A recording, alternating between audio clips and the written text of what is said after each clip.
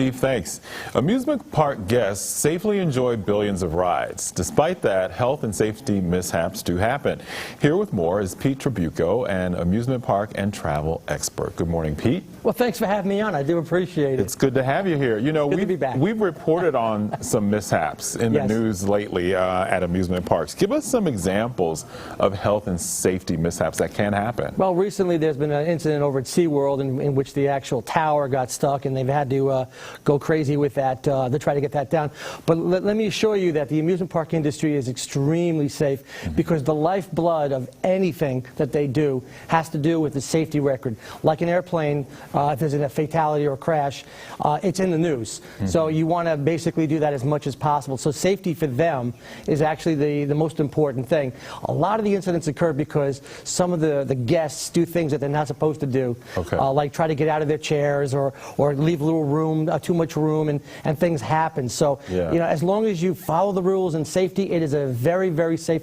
Probably 1 in 750 million people will actually be in a fatality once they're in the park. You have a much better chance of getting into an accident or incident on the way just driving to the park itself. Right. What are some of the things that the park does to help make it a safe experience? Well, the first thing, and we're talking roller coasters or any thrill rides, they are checked hours before you go on there. And of course, now with the computerized systems and the new systems, you know, for example, like Steel Force, and you know, there are backup systems that will automatically shut down if there's any problems or situations. So in addition to being looked at by the maintenance crew, they also have backup and fail-safe systems so that if something does go wrong, the ride automatically shuts off by itself. What are some things our families can do when we go to make sure that we're safe? Well, it's kind of hard to talk about it with the snow on the ground, but obviously hydration is the most important factor. Whether you're here in Florida, I mean going to Florida, or here, you know, going to Dorney Park, you want to make sure that you keep your kids drinking and have the fluid, because that'll sneak up on you really quick. And that's a very important factor. And always, you know, middays are not a very good time to be at the parks. Go in the morning and maybe later on towards the end of the day. But during the day, go to the pools, just enjoy yourself. Don't find yourself in a park. It's crowded, and there's a lot going on, and a lot can happen there.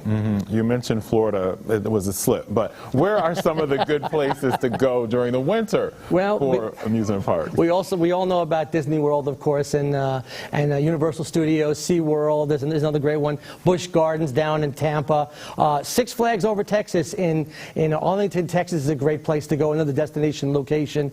Busch Gardens in Williamsburg is another one that's open a lot. So there's a lot of great ones. Even Legoland for the kids is a great place in Lakeland. So there's a lot going on, and they're open all year round. All right. Well, thanks for the tips, Pete. We'll take them to heart the next time we head to the amusement park.